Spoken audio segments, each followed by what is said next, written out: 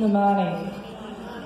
So, Mani Andrew Tampindi Nabu Tamek Itanga Imperinti.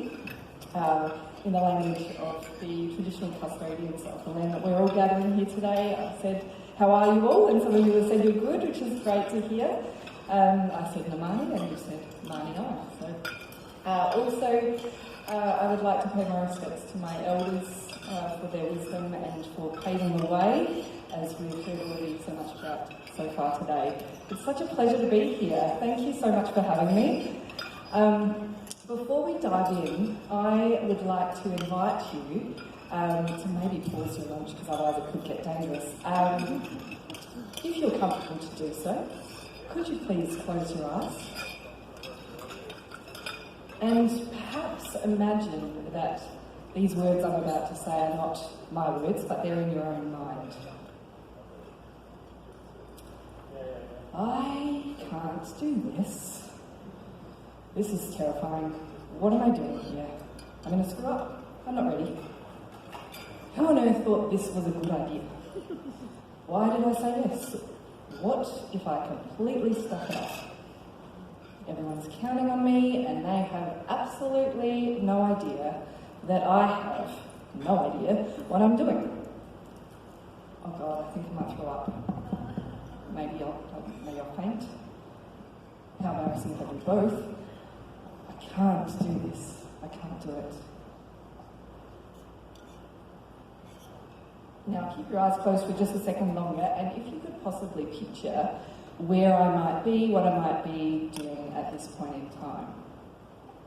And now you can open your eyes. I know one or two people in the room know the answer to this question. But who else, who doesn't know me, wants to hazard a guess? Feel free to throw out some answers. What am I doing at this point when I'm thinking these things? Any ideas? Job interview? Planning my presentation today. Yeah. First day in a new job. First day in a new job. Anyone else? Starting school. Great guesses. It's not the correct guess. Who knows the correct guess and wants to shout out? Anyone? Yes. Bungee jumping. Circa 2004 on the AJ Hackett Bridge in Queenstown, New Zealand, and standing on said bridge about to jump off. Some bright spark thought it was a great idea for me to face my fear of heights and that it would cure it, because apparently when you're faced with fears, you know, they're all gone. And I can absolutely tell you that after doing that, it made it worse. So I will never do it again, and I don't recommend it unless you are into that kind of thing. But when I was standing there, so picture that I am standing on this bridge, and it's not one of those nice ones where when you jump off, you dip into the water like a tea bag, and they gently lower you down into a boat. It's nice and safe and cosy. No.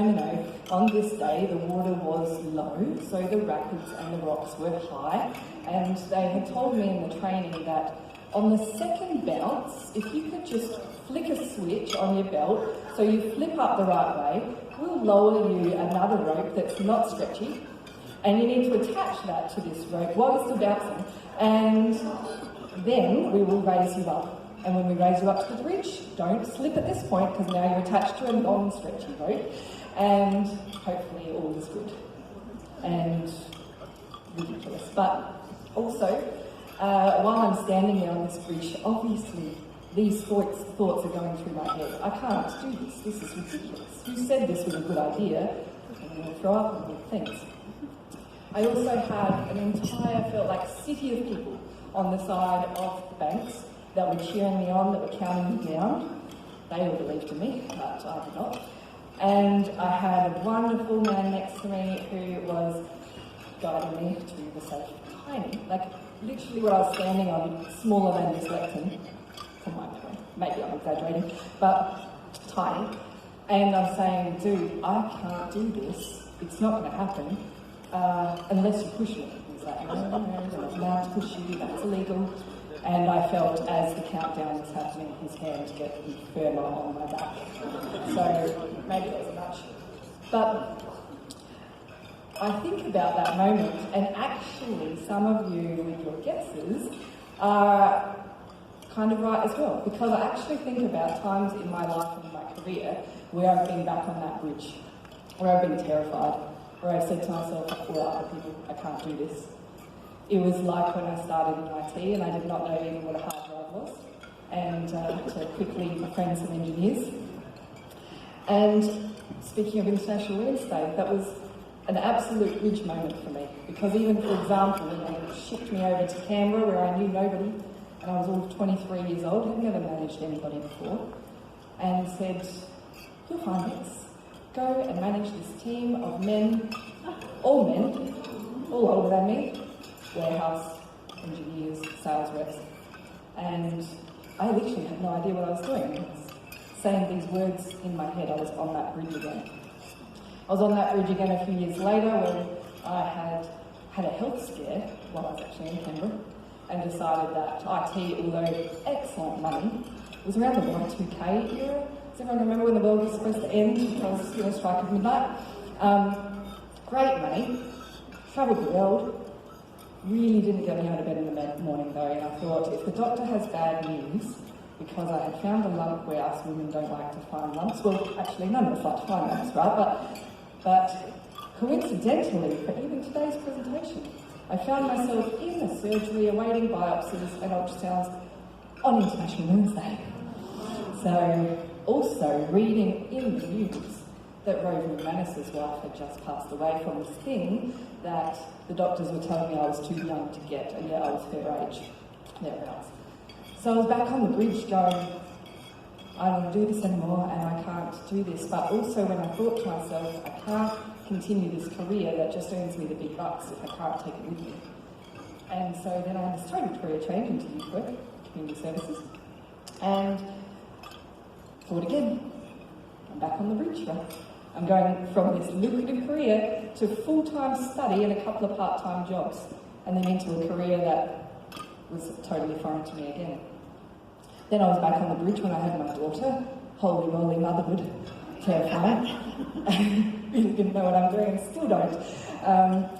And also back on the bridge again in starting this little business that was initially a side hustle, and I decided to take it full time. But then I went, my goodness, I can't do this. I don't know what I'm doing. Now I have actual humans that I'm responsible for, some of which are sitting at the table here. I need to be able to pay their mortgages and things. And there's just all these moments in life. So I'm sure many of you have had those bridge moments, right? And what I've also found is from a cultural engagement point of view. I'm the daughter of a survivor of the stolen generations. My mother, it's hard to remember some International Women's Day, but my mother was taken as a baby and was removed from her family. And we did film about this story actually, because she has always said that she wants to not just be another sad stolen generation story, of which there is a lot of them, but she wants to be a story of hope. So we captured this story because for her, one of her bridge moments was her lifelong dream of studying piano at the early Conservatorium of Music. She never got to do that as a child. And her upbringing, although she was adopted into a beautiful, beautiful family, she did not have connection to her culture until her mid-30s. And even then, it was only just very light as she reconnected with family and culture. And then lo and behold, in her retirement, she achieved that bachelor degree at the University of Adelaide through music. So she loves to tell people that no matter how scary that bridge is, right, when you find yourself on it and saying you can't do this, you really can, and it doesn't matter where you are in life or how old you are or all those sorts of things. And for me, I find sometimes I'm back on this bridge again, because through our work, and you heard a little bit about it in my bio, we work on reconciliation projects, we engage with First Nations artists and communities all around the country, and sometimes I'm invited to speak like this about reconciliation, closing the gaps, and just because of my heritage, people suddenly assume I'm the expert on it. But I can't speak the language yet. I can't speak my own language. I never learnt to weave as a child. And Ngarrindjeri, if you know Ngarrindjeri culture from the Peramangk, we are master weavers, that's our craft. I'm learning that too, so is my daughter and my mum. And I don't have all of the information that people sometimes want from me. I can talk to you about First Nations business. I know what it's like to be a business owner and a woman in business as well, and why it's important for us to work together in that regard. Because for any people in the room that might have some spare cash and looking for something to invest in, statistically, women-owned businesses have a far better return on investment. There are some global studies on this, I'm not just making that up. And it absolutely, from a cultural perspective as well, First Nations women in business, or First Nations business people, those elements of bringing together what is really starting to get a lot of attention now, ESG, environmental, social and governance, the social aspects as well, because women-owned businesses, again, statistically, far more likely to reinvest in their own communities, in their own families, and in other social impact areas. It's statistically a fact. And so therefore, if we're going to have impact, then from working together, helping to close the gaps, I'm sure you've all heard about these gaps between First Nations people and non-First Nations people in this country. Out of 17 of them that we're trying to address around health, education, employment, justice, etc., billions of dollars has been spent over decades, not years, but decades. And who knows how many are on track and improving? Anyone? Only four out of 17. Many of them are nowhere near where they need to be, and actually 4 of them are getting worse, not better. And those things are child removal rates, early childhood development, incarceration rates for adults, and suicide. They're the worst of the worst ones that are getting worse. So to actually have impact in these areas, we must work together. We must do this from a First Nations perspective, but also from a women's perspective. More women are joining boards and more women are being asked to take leadership roles, which I am all for, because we have to do this together. And there are some wonderful allies in the room and wonderful men and others who walk alongside of us. So I really thank you greatly for what you do in this space, because this is really what we need to do. We're all going to find ourselves on a bridge, and sometimes more than others. And thankfully, you might be the type of person that's going to be shouting and cheering on the sidelines, which is so good. We need as many loud voices as we can. But you also might find yourself in a position to be standing next to the person on that bridge. And when they say they can't do it, you're whispering in their ear and say, not only you can do it, but you are doing it. So thank you.